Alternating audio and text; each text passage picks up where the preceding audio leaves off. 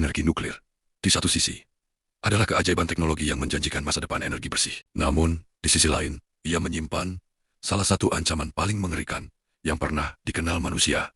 Radiasi nuklir. Ancaman ini tidak berbau, tidak terlihat, dan mampu menghancurkan kehidupan pada tingkat yang paling mendasar. Kita sering mendengar istilah nuklir terkait ledakan besar, tetapi kengerian sejati terletak pada kontaminasi yang tak pernah hilang. Berikut adalah 3 fakta mengerikan yang harus kita ketahui tentang radiasi nuklir. Fakta pertama, dan yang mungkin paling menakutkan, adalah sifatnya yang abadi dan tak terlihat. Zat radioaktif, seperti isotop cesium-137 atau strontium-90, memiliki waktu paruh waktu yang dibutuhkan agar setengah dari material tersebut meluruh yang berkisar dari puluhan hingga ribuan tahun. Sebagai contoh, plutonium-239 memiliki waktu paruh sekitar pukul 20.40 tahun. Itu berarti, area yang terkontaminasi oleh zat ini hari ini, seperti zona eksklusi Chernobyl, akan tetap berbahaya bagi kehidupan manusia selama ratusan generasi mendatang. Radiasi pengion yang dilepaskan oleh materi ini tidak dapat dilihat, didengar, atau dirasakan, menjadikannya musuh yang sempurna. Ia menyebar melalui angin, air dan rantai makanan, menciptakan warisan bencana yang tidak pernah hilang. Fakta mengerikan kedua berhubungan langsung dengan tubuh kita.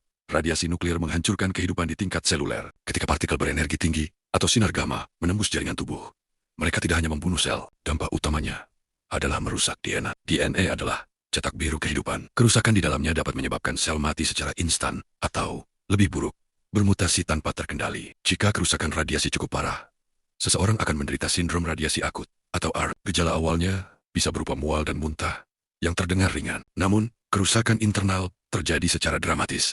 Sistem kekebalan tubuh mati, sumsum tulang berhenti memproduksi sel darah baru, dan organ vital mulai gagal. Dalam kasus paparan dosis tinggi, kematian bisa terjadi dalam hitungan jam atau hari. Seringkali setelah penderitaan yang tak terbayangkan. Kengerian tidak berhenti pada individu yang terpapar. Fakta ketiga adalah bahwa radiasi nuklir menciptakan kerusakan transgenerasi melalui mutasi genetik. Seseorang yang selamat dari paparan radiasi masih membawa risiko besar menularkan kerusakan genetik ke anak cucu mereka. Radiasi dapat memicu perubahan permanen pada sel reproduksi yang berpotensi menghasilkan keturunan dengan peningkatan risiko cacat lahir, penyakit genetik langka, atau kanker. Kita bisa melihat warisan ini pada peningkatan tajam kasus kanker, tiroid, dan masalah kesehatan pada generasi yang lahir setelah bencana besar.